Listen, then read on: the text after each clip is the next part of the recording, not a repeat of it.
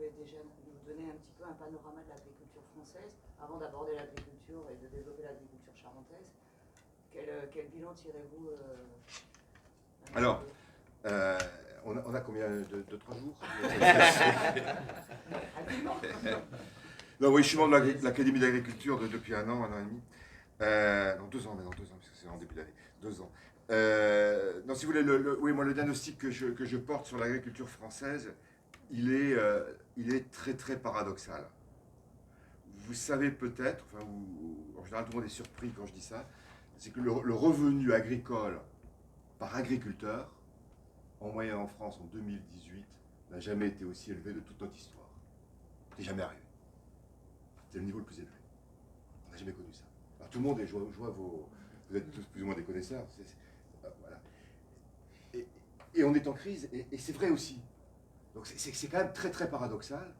Et la clé, bon, ça fait très longtemps que j'explique ça, que déjà quand j'étais dans le réseau Serre France, parce que là on le voyait bien quand on avait toutes les comptabilités, c'est que les écarts de performance entre les exploitations sont de plus en plus importants. Et ça c'est vrai dans tous les départements, et je n'ai pas de chiffres récents dans votre département, mais si vous demandiez à mes amis du Serre France Poitou-Charentes, on a ça dans tous les départements et dans toutes les productions. C'est dû à des exploitations de plus en plus grandes?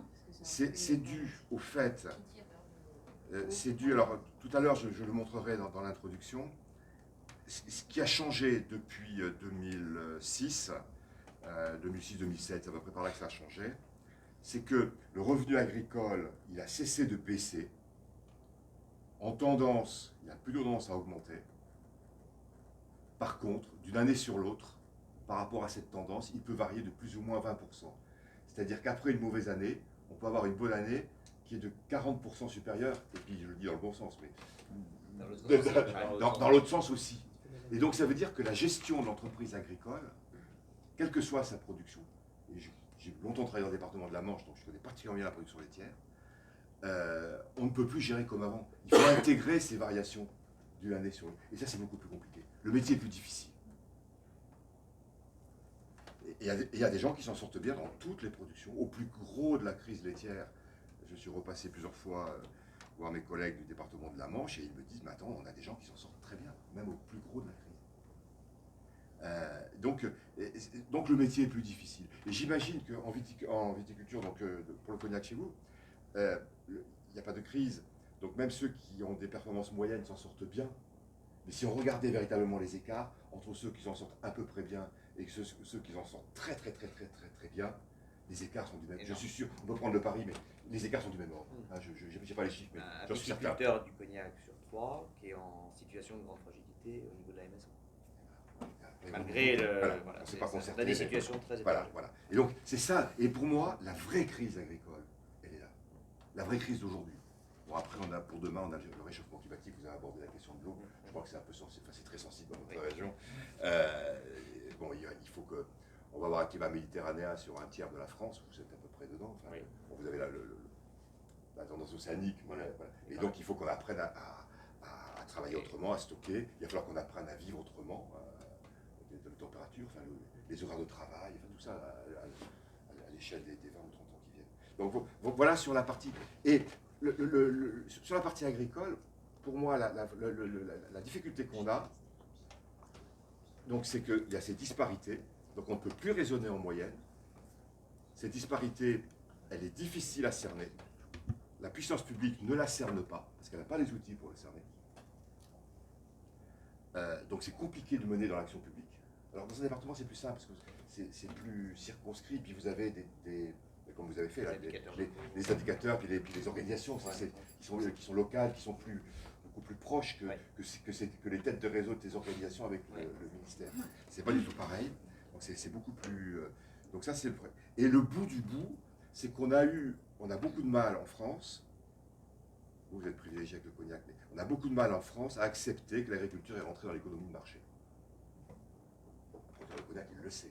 Un producteur de porc qui ne l'a pas compris, il n'existe plus. Mais un producteur de lait ou un producteur de viande, il a tellement été protégé qu'il a du mal à comprendre aujourd'hui qu'on est rentré dans une économie de marché. Et en grande culture aussi. En grande culture aussi. Voilà, c'est ça les vrais... les vrais enjeux, pour moi, les vrais enjeux d'aujourd'hui, et avec la clé dans toutes les productions, qui est la valeur produite par unité de travail. Par travailleur, par année, à l'année, à l'heure, enfin, en viande bovine, 2 kilos de viande vive produit par travailleur. C'est ça la clé, ça a toujours été la clé. Et il y a des gens qui aujourd'hui ne produisent pas assez. Alors après, quelles que soient je dirais les techniques de production, en bio, on a exactement, j'intervenais hier dans un colloque, je remontrais des courbes de disparité en agriculture biologique. La clé, c'était sur le lait, la clé c'est la quantité de lait produite par unité de travail, y compris en bio. C'est pas lié au système technique de l'intensivité productive. Voilà, je m'arrête sinon on pourrait passer. D'autres questions? Moi, j'ai juste une question par rapport à la suite, après ces assises départementales. Qu'est-ce que ça va donner en fait? Parce que là, on va poser en effet des petites pierres qui vont donner lieu à d'autres réunions, à des contrats. On va voir, tout est ouvert. Nous, C'est propre à la Charente, cette initiative. oui, mais enfin, nous on l'a lancé. On s'est lancé en disant tiens, on va et puis on trouve qu'en discutant, tout le monde est un peu en train d'en faire. Voilà, La Dordogne organise, voilà. Et en fait, on s'est pas concerté et on s'est aperçu qu'on avait un modèle qui se ressemblait, c'est-à-dire que c'est vrai que bon, il y a eu la loi NOTRe pour nous, il y a eu le fait que notre façon d'agir a été plutôt contrainte, mais après aussi c'est de se dire on n'est pas pour être efficace, c'est peut-être pas nécessaire de reconduire tout ce qui se fait aujourd'hui et peut-être qu'il faut qu'on repense ça à l'aune de tout ce qui se passe et de tout ce qui a été évoqué. La Charente-Maritime, Dominique Bussereau l'a fait l'année dernière. J'ai déjà Oui, intervenu ils en le font tous les ans. Tous les ans dans la ville. Je me souviens l'an dernier, j'intervenais, c'était sur le territoire. C'est un schéma qui se développe. Et le public, du coup, aujourd'hui, j'imagine les agriculteurs, enfin tout le monde qui a été invité? Il y a des professionnels aussi. L'ensemble des partenaires du département habituel. Voilà. Et puis on est ouvert.